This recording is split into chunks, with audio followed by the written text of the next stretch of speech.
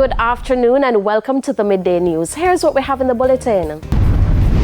Concerns of political violence after arson and murder in St. James. Days before local government election and no manifesto. And later in sports, Jamaica Scorpions lead CCC in Windy's 4-day championship. Thank you for joining us. I'm Shamela Pullen. Here are the details. Tensions remain high in a section of Lilliput St. James after a vehicle belonging to the PNP candidate for the Rose Hall division, Jason Cummings, was set ablaze. Our reporter, Anthony Lugg, is in St. James and filed this report.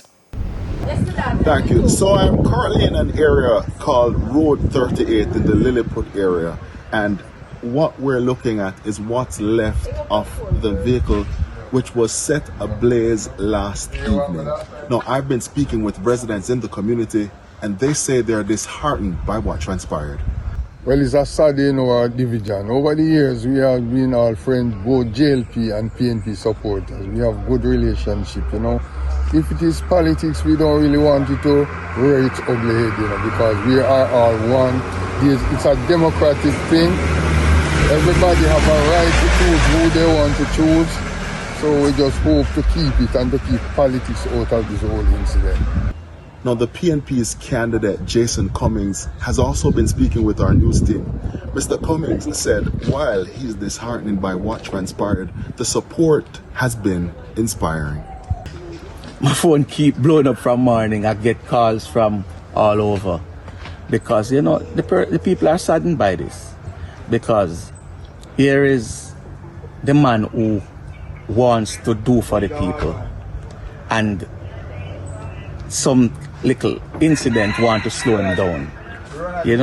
They are disheartened, but they are praying for us. They are giving me words of encouragement, and they even tell me that they're still solid behind me.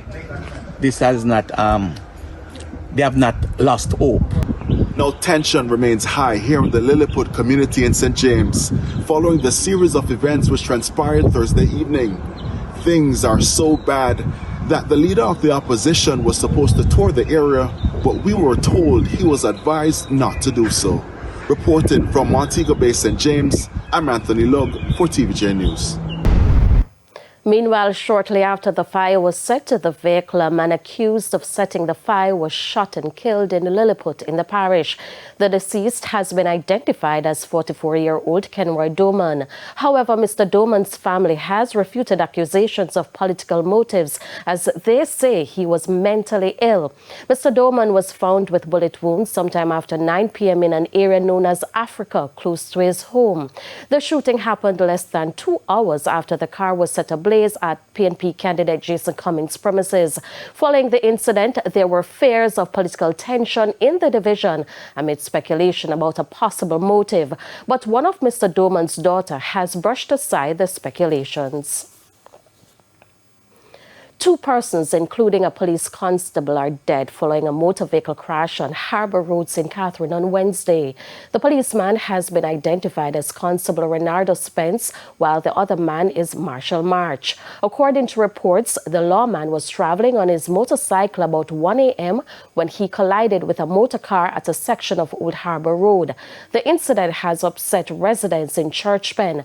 They say March's body was recovered by residents from bushes near the crash site on Thursday, more than 24 hours after the fatal incident. When we come down here, it was our friend dead. Yes, when we are going in that bush to search, an officer fire shot into the ear and told us to come from out of the bush. We don't get my phone. We don't get Marshall's phone because I'm my sister's boyfriend and my sister call on your phone and the phone not answer. Yesterday, my sister said to me, Nana, my sister, say Marshall not talk. So me laugh and me say, she said, no, in the past silent, and she started laugh. Then she wake up this man and say, say my dream say Marshall dream and tell me say dead and in a dark bush. And she said she come to my cousin and she said, say Jeannie look like Marshall dead, and everybody say no tap say so because that's not true. Then police don't forget no money for me in charge I enforce. Me I tell you, Them not get no pay. All 2 year pay they no forget. Come on, Jamaican people. This is not fair to have a police force. I want them come from crime scene. They are not moving the way like it's a crime scene. Them compound. They are coming like them coming on a murder scene, a gun scene, and a crime scene. With the local government elections just days away, both political parties are yet to submit a manifesto. This was revealed at the first local government debate Thursday night. Campaigning for the February 26 local government elections continues to heat up, with the Jamaica Labour Party and the People's National Party entering the first of two debates on Thursday. However, neither of the parties have presented a manifesto. The document is a public declaration of policy and aims, which should be presented before an election. The Jamaica Labour Party has in fact completed its manifesto. The publication of that manifesto will be made available soon. The reality is a manifesto is not a static document, it's a working document. And so you referenced 2016. We have to remain current and conversant with the issues of the people of Jamaica. And so the consultation has taken place and the manifesto has been completed and at the appropriate time will be made available to the people of Jamaica. Our manifesto is completed and will also be published soon. But there's more to a manifesto than just words and promises. But representatives from the two parties were very defensive of the rules in local government. The debate got heated when neither party was willing to walk away and let the other think they had won. When you talk about deception, it was my friend in the last debate who said that the most deceptive government was the Jamaica Labour Party government, who also said that she is not part of the deception team. So I want to know is that she has sold out to the deception, because tonight I know that the People's National Party remains that party. This is the moment for amazing grace, where I say to my friends, I once was lost, but now I'm found, was blind, but now I see. So no, it's not deception. Experience teaches wisdom.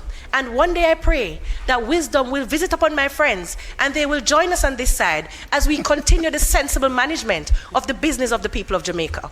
We are the administration that is committed to building you and to building your communities. How do we do that? Through engagement, through performance, and through communication. The second and final debate is due to be held on Saturday at 9 p.m. One civil society group is questioning whether there will be a pause on legislation to further address corruption during the 2024-2025 legislative year. Director of Jamaicans for Justice, Michael Jackson, was speaking on the morning agenda on Power 106 Thursday. Will there be a pause on legislation to further address corruption during the 2024-2025 legislative year? Executive Director of Jamaicans for Justice, Michael Jackson, says there was no mention of this priority issue in the throne speech that was delivered by Governor General Sir Patrick Allen during the ceremonial opening of Parliament on Thursday. Ms. Jackson acknowledged that while several achievements were highlighted, the speech, which traditionally sets the legislative agenda, missed the mark on a number of critical national development matters. She says legislation to deal with unexplained wealth and bribery appear to have been left off the agenda. The challenge that we're also having, even keeping within the context of corruption, is that you have joint select committees currently meeting or have been meeting, focusing on the Integrity Commission Act and the Protected Disclosure Act, commonly called the Whistleblower Act. You get no sense of continuity in the throne speech, because to date, despite these two joint select committees meeting as far back as 2022, you have no indication of when the recommendation report will be tabled. Ms. Jackson says the government is obligated to be transparent in what is included in the throne speech and not to falsely give the impression that an item is new. The mediation bill, for example, it was mentioned as far back as 2021, and it was mentioned again last year. How can you put something in a throne speech that suggests that this is some new legislative idea when it was in fact mentioned before? What we would want in a throne speech, as symbolic as it is that there is some acknowledgement that these things were on the legislative agenda last year, the year before, and for whatever reason they weren't met. In the meantime, the JFJ Executive Director has put forward recommendations to help parliamentarians pass more legislation in the new year. Ms. Jackson says the Parliament passing 19 of 37 bills last year was not impressive. For example, you have amendments that were passed, like extending the zones of special operations, the period for that. So that was still nothing ambitious, and that was counted among the 19 when you look at the House of Parliament website. To answer the question, though, in terms of what we can do differently, one of the recommendations that have been made is, for example, the members of Parliament getting some more hands-on assistance with people who can help them to review the bills. That's a reasonable ask. We know that we need more drafters in the system. O'Shane Masters, TVJ News. It's time for a break. Stay with us. More stories when we return.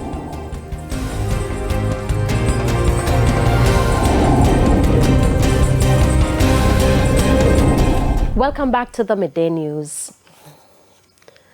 The long-awaited procurement policy framework has been officially launched. Minister of Industry, Investments and Commerce, Auburn Hill, is warning both prospective contractors and those in authority to play fair. Karen Simpson reports. Fairness and accountability. Those are the essential prerequisites for those seeking to participate in the procurement process for government contracts. Over $60 million have been set aside for government contracts. Auburn Hill is Minister of Industry, Investments and Commerce. The CPE policy seeks to secure value for money for Jamaican taxpayers and citizens. Value for money by promoting transparency and fair evaluation. Speaking at the recent launch of the inaugural Elevate Procurement Conference, Mr. Hill said the policy is aimed at making it easier to do business. We have people who we like and some we definitely don't like. And we try to interpret the policy to fit our likes and dislikes and our family and friends. Please, Jamaicans, let's not do that. He is therefore urging those in authority to be fair in their part of the process. Please, Jamaicans, play the game fair, especially if you're in authority. When somebody comes to me and wants, or it doesn't come to me, it goes through the process, comes up to me and they want to do scrap metal, they must do it the right way. They want to export something, don't find a way to block them because your uncle wants to export the same thing. Make sure the playing field is fair. He also had this warning for prospective contractors. If you have your family in a procurement place that is favoring you, it's a matter of time it's going to come out. Because somebody's going to talk, and the more we get transparent, the more the light shines on it. Carrie Simpson, TVJ News. It's now time for the Business Minute. Annual inflation was 7.4% as at January 2024. The Statistical Institute of Jamaica says the average movement was influenced mainly by a 4.6% increase in the cost of food and non-alcoholic beverages for January 2023 to January 2024. Transport costs rose 9.5%, while housing, water, electricity, gas and other fuels increased by 4.6%. Looking at the average price movement from December 2023 to January 2024, there was a 0.1% decline in the Consumer Price Index. This decline was influenced mainly by a 0.7% decrease in the cost of food and non-alcoholic beverages. A 0.8% decline in the index for the food category was attributable to lower prices for agricultural produce such as yam, Irish potato, cabbage, carrot and tomato due to increased supplies.